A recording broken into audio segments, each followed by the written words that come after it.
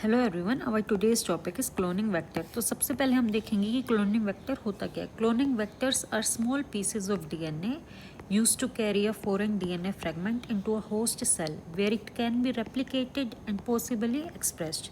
They are essential tools in a molecular biology for making multiple copies of a specific DNA sequence. तो simple words में cloning vector एक छोटी सी DNA molecule होती है जो किसी फॉरेन डीएनए फ्रेगमेंट को क्या करती है, कैरी करती है और उसे एक होस्ट सेल के अंदर लेके जाती है। वहाँ पे वो डीएनए रेप्लिकेट करता है, यानी उसकी कॉपीज़ बनने लगती हैं। ये टूल्स मॉलिक्यूलर बायोलॉजी में यूज़ होते हैं जब हमें किसी स्पेसिफिक डीएनए सीक्वेंस की मल्टीपल कॉपीज़ बनानी होती है। तो यही इसकी डेफिनेशन में भी लिखा हुआ है, अ cloning vector is a DNA molecule that can replicate independently within a host cell and it is used to insert and propagate foreign DNA। अभी इंडिपेंडेंटली एक्सप्रेस कैसे होता है, इसके पास क्या प्रेजेंट रहता है, खुद का ओरिजिन ऑफ रेप्लिकेशन, इसलिए क्या कर सकता है, खुद रेप्लिकेट हो सकता है।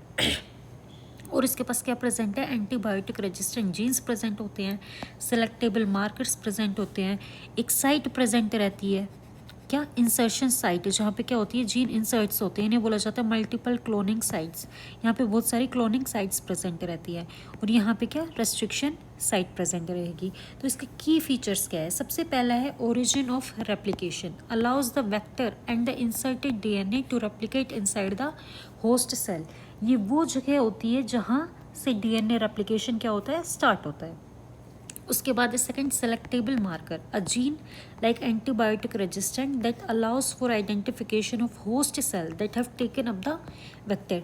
जैसे एंटीबायोटिक रेजिस्टेंट जीन, इससे हमें पता चलता है कि कौन से सेल ने वेक्टर को सक्सेसफुली ले लिया है। इसके बाद आती है मल्टीपल क्लोनिंग साइट्स, जिन्हें शॉर्ट में MCS बोला जाता है, a region containing many restriction sites to facilitate easy insertion of a foreign DNA. ये एक छोटी सी डीएनए रीजन होती है जिसमें मल्टीपल रेस्ट्रिक्शन साइट्स होते हैं जहां फॉरेन डीएनए को क्या कर सकते हैं, इंसर्ट कर सकते हैं। इसके बाद आता है small size, easier to manipulate and transfer into host cell, जो कि हमारी क्या है, क्लोनिंग वेक्टर है। उसका स्मॉल साइज किस चीज़ में हेल्प करता है, छोटे डीएनए मॉलिक्यूल्स को हैंडल करना क्या होता है, इजी होता है, इसलिए क्लोनिंग वेक्टर्स यूजुअली कैसे होते हैं, स्मॉल होते हैं। फिर आता है रिपोर्टर जीन, ये ऑप्शनल है, ये हो भी सकता है, नहीं भी हो सकता।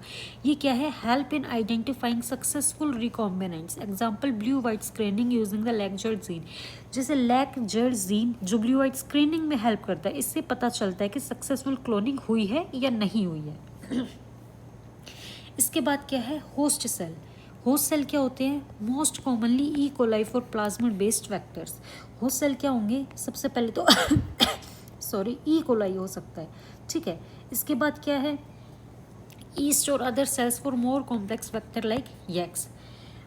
अगर कॉम्प्लेक्स वेक्टर है जैसे कि यक, ईस्ट आर्टिफिशियल क्रोमोसोम, तो उसके लिए ईस्ट सेल यूज़ होते हैं, और वैसे mostly E coli bacteria use होता है प्लाज्मिड बेस्ड वेक्टर्स के लिए। इसके बाद आती है इसकी एप्लीकेशंस। सबसे पहली एप्लीकेशन है जीन क्लोनिंग एंड एम्प्लीफिकेशन। क्या हाथ है, जीन क्लोनिंग या एम्प्लीफिकेशन में।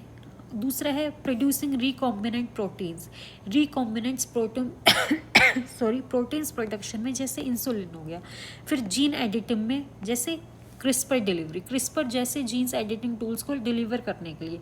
फिर उसके बाद है एग्रीकल्चर या मेडिसिन में जेनेटिक इंजीनियरिंग के लिए। और फिर उसके बाद लास्ट में क्या है, और GMOs मतलब जेनेटिकली मॉडिफाइड ऑर्गेनिजम्स में भी क्लोनिंग वेक्टर्स का क्या होता है, यूज़ होता है। इसके अलावा यहाँ पे एक और चीज़ है, क्या होती है, टाइप्स ऑफ क्लोनिंग वेक्टर। कौन कौन से टाइप के क्लोनिंग वेक्टर्स होते हैं। सबसे पहला है प्लाज्मिड। ये क्या है, ये सबसे कॉमन होता है, मोस्ट कॉमन टाइप का। ये क्या होते हैं, सर्कुलर डीएनए और किस में यूज़ किए जाते हैं, मोस्टली बैक्टीरिया में यूज़ किए जाते हैं।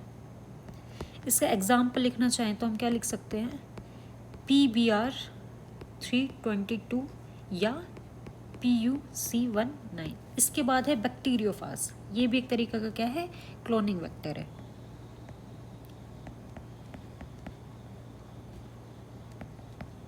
ये क्या होते हैं, ये वायरस होते हैं जो किसको इन्फेक्ट करते हैं, इन्फेक्ट ओनली बैक्टीरिया। ऐसे वायरस जो बैक्टीरिया को इन्फेक्ट करते हैं उन्हें क्या बोला जाता है, बैक्टीरियोफाज बोला जाता है। ये क्या करते हैं, ये थोड़ा सा डीएनए कैरी कर सकते हैं, इसलिए इन्हें as a cloning vector use कर सकते हैं। फिर आते हैं कॉस्मिड। कोस्मिड क्या होते हैं? ये हाइब्रिड होते हैं किसके? प्लाज्मिड और फास के बीच। ये लार्ज डीएनए फ्रेगमेंट्स को क्लोन करने के लिए यूज होते हैं। इसके बाद इसके बाद है बैक, जिसे क्या बोला जाता है? Bacterial artificial chromosome.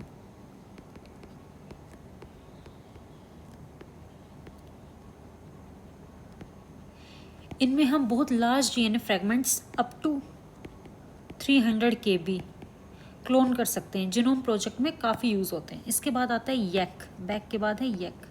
ये क्या है? Yeast artificial chromosome.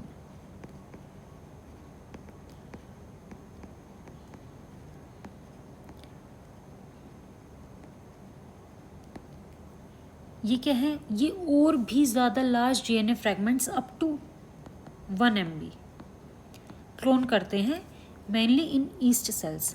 तो यही था आज का हमारा टॉपिक, क्या है? Cloning vectors.